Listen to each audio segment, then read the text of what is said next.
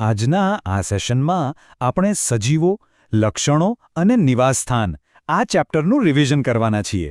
પરીક્ષા માટે જે પણ મુખ્ય મુદ્દાઓ છે એના પર આપણે ધ્યાન આપીશું. તો ચાલો શરૂ કરીએ. આ રિવિઝનને આપણે 4 ભાગમાં જોઈશું. સૌથી પહેલા નિવાસસ્થાન અને અનુકૂલન એટલે શું એ સમજીશું. પછી અલગ અલગ નિવાસસ્થાનો કેવા હોય છે એની વાત કરીશું. ત્રીજા ભાગમાં સજીવોના ખાસ લક્ષણો કયા છે એ જોઈશું. અને છેલ્લે આ ચેપ્ટરમાં આવતા અગત્યના પારિભાષિક શબ્દો પર એક નજર નાખીશું. ચાલો તો શરૂ કરીએ આપણા પહેલા વિભાગથી, નિવાસસ્થાન અને અનુકૂલન. કોઈ પણ સજીવ એના પર્યાવરણમાં કેવી રીતે ટકી રહે છે એ સમજવા માટે આ 2 શબ્દોને સમજવા ખૂબ જ જરૂરી છે. તો નિવાસસ્થાનની વ્યાખ્યા શું છે?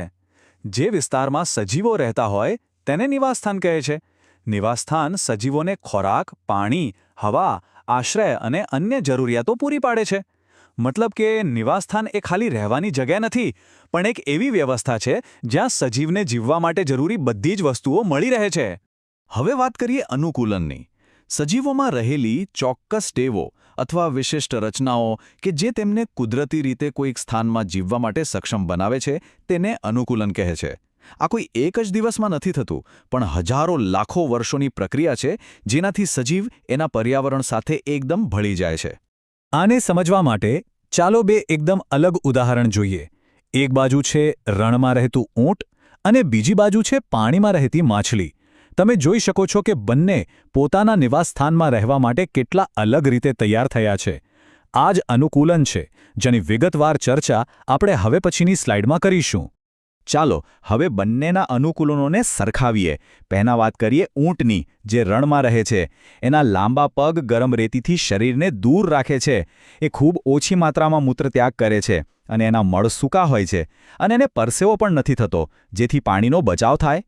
હવે માછલીની વાત કરીએ. એનું શરીર સુરેખિત આકારનું હોય છે. પાણીમાં ઓગળેલો ઓક્સિજન વાપરવા માટે એની પાસે ચૂંઈ હોય છે અને રક્ષણ માટે એના શરીર પર લપસણા ભીંગડા હોય છે.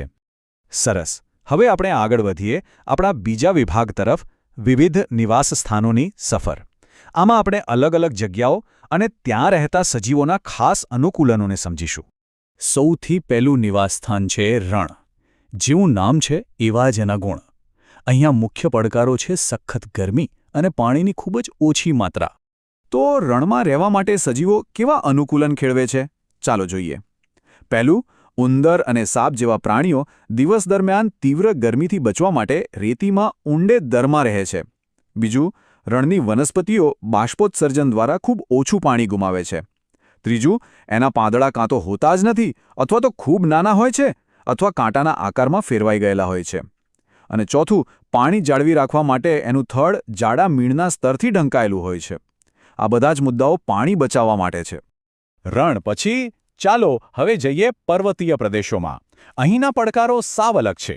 અહીંયા ઠંડી, ખૂબ પવન અને ઢોળાવવાળી જમીન મુખ્ય છે. તો પર્વતીય અનુકૂલનો કેવા હોય છે? 1.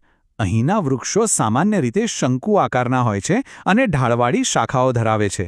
બીજું, કેટલાક વૃક્ષોના પાંદડા સોય જેવા હોય છે, જેથી વરસાદ અને બરફ એના પર ટકે નહીં અને સરળતાથી સરકી જાય. ત્રીજું, અહીંના પ્રાણીઓમાં ઠંડીથી બચવા માટે જાડી ચામડી અથવા રૂંવાટી હોય છે. અને ચોથું, પર્વતીય બકરીઓ ખડકાળ ઢોળા પર સરળતાથી દોડી શકે એ માટે મજબૂત ખરીઓ ધરાવે છે. આપણું ત્રીજું નિવાસસ્થાન છે ઘાસના મેદાનો. અહીંનું જીવન મોટે ભાગે શિકારી અને શિકારના સંબંધો પર આધારિત હોય છે. જેમ કે અહીં આપણે સિંહ અને હરણને જોઈ શકીએ છીએ. ચાલો અહીં શિકારી અને શિકાર બંનેના અનુકૂલનો પર ધ્યાન આપીએ. પહેલા સિંહ, શિકારી. એના આગળના પગમાં લાંબા પંજા હોય છે અને એની આંખો ચહેરાની સામે હોય છે, જેથી એને શિકારનું અંતર બરાબર ખબર પડે. હવે હરણ, શિકાર. એના દાંત છોડના સખત દાંડા ચાવવા માટે મજબૂત હોય છે. એના કાન લાંબા હોય છે, જેથી એ શિકારીઓની સહેજ પણ હલચલ સાંભળી શકે. અને એની આંખો માથાની બાજુ પર હોય છે, જેથી એ ભય માટે ચારે દિશાઓમાં જોઈ શકે. અત્યાર સુધી આપણે જોયું કે સજીવો ક્યાં રહે છે અને કેવી રીતે રહે છે. હવે આપણે આપણા ત્રીજા વિભાગમાં એ જોઈશું કે સજીવ હોવાનો મતલબ શું છે, એટલે કે સજીવોના લક્ષણો કયા છે. તો સૌથી પહેલો અને મૂળભૂત પ્રશ્ન, શું બધા સજીવોને ખોરાકની જરૂર હોય છે? હા, બિલકુલ. સજીવોને વૃદ્ધિ અને અન્ય જીવન પ્રક્રિયાઓ માટે ઊર્જા મેળવવા માટે ખોરાકની જરૂર પડે છે. વનસ્પતિઓ પ્રકાશ સંશ્લેષણ દ્વારા પોતાનો ખોરાક જાતે બનાવે છે, જ્યારે પ્રાણીઓ વનસ્પતિઓ અને બીજા પ્રાણીઓ પર આધાર રાખે છે. ટૂંકમાં, ખોરાક વગર ઊર્જા નહીં અને ઊર્જા વગર જીવન નહીં. બીજો સવાલ, શું બધા સજીવો વૃદ્ધિ દર્શાવે છે? જવાબ છે હા. જેમ અહીં તમે જોઈ શકો છો કે એક નાનું બાળક ધીમે ધીમે મોટું થઈને પુખ્ત બને છે, એ જ રીતે દરેક સજીવ પોતાના જીવનકાળ દરમિયાન વૃદ્ધિ પામે છે. આ જીવનનું એક અગત્યનું લક્ષણ છે. ત્રીજો પ્રશ્ન, શું બધા જ સજીવો શ્વસન કરે છે? ચાલો, શ્વસન વિશેના મુખ્ય મુદ્દાઓ જોઈએ. પહેલું, શ્વસન બધા સજીવો માટે જરૂરી છે. બીજું, શ્વસન દ્વારા જ શરીર આખરે ખોરાકમાંથી ઊર્જા મેળવે છે. ત્રીજું, શ્વાસ લેવાની જે પ્રક્રિયા છે એ શ્વસનની સમગ્ર પ્રક્રિયાનો માત્ર એક ભાગ છે. ચોથું, સજીવોમાં શ્વસનની રીત અલગ અલગ હોય છે. જેમ કે અળસિયા જેવા પ્રાણીઓ તેમની ચામડી દ્વારા શ્વાસ લે છે. પાંચમું, માછલીઓમાં પાણીમાં ઓગળેલા ઓક્સિજનનો ઉપયોગ કરવા માટે ચૂઈ હોય છે. અને છેલ્લે, વનસ્પતિઓ તેમના પાંદડામાં રહેલા નાના છિદ્રો દ્વારા વાયુઓનું આદાનપ્રદાન કરે છે.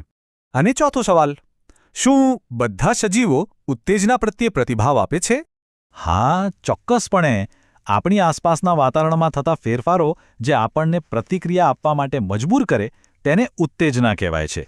જેમ કે આ ચિત્રમાં છોડ બારીમાંથી આવતા સૂર્યપ્રકાશ તરફ વળી રહ્યો છે. અહીં સૂર્યપ્રકાશ એ ઉત્તેજના છે અને છોડનું તેની તરફ વળવું એ પ્રતિભાવ છે. દરેક સજીવ આ રીતે ઉત્તેજના પ્રત્યે પ્રતિભાવ આપે છે. અને હવે આપણે આવી ગયા છીએ આપણા અંતિમ વિભાગ પર, પારિભાષિક શબ્દો. પરીક્ષામાં સારા માર્ક્સ માટે આ શબ્દો અને એના અર્થ બરાબર સમજવા ખૂબ જ જરૂરી છે. ચાલો, આ કોષ્ટકને ધ્યાનથી જોઈએ. હું ગુજરાતી શબ્દ અને તેનો અંગ્રેજી અર્થ બંને બોલીશ. પંક્તિ 1, અનુકૂલન, અંગ્રેજીમાં એડેપ્ટેશન. પંક્તિ 2, જલીય નિવાસસ્થાન, અંગ્રેજીમાં એક્વાટિક હેબિટેટ. પંક્તિ 3, જૈવિક ઘટકો, અંગ્રેજીમાં બાયોટિક કમ્પોનન્ટ. પંક્તિ 4, ઉત્સર્જન, અંગ્રેજીમાં એક્સક્રીશન. પંક્તિ 5, વૃદ્ધિ, અંગ્રેજીમાં ગ્રોથ. પંક્તિ 6, નિવાસસ્થાન, અંગ્રેજીમાં હેબિટેટ. પંક્તિ 7, સજીવ, અંગ્રેજીમાં લિવિંગ. પંક્તિ 8, પ્રજનન, અંગ્રેજીમાં રિપ્રોડક્શન. પંક્તિ 9, શ્વસન, અંગ્રેજીમાં રેસ્પિરેશન. પંક્તિ 10, ઉત્તેજના, અંગ્રેજીમાં સ્ટિમ્યુલસ. આ શબ્દો આખા પ્રકરણનો સાર છે, એટલે એને બરાબર યાદ કરી લેજો. આ સાથે જ આપણું આજનું પુનરાવર્તન સત્ર અહીં સમાપ્ત થાય છે.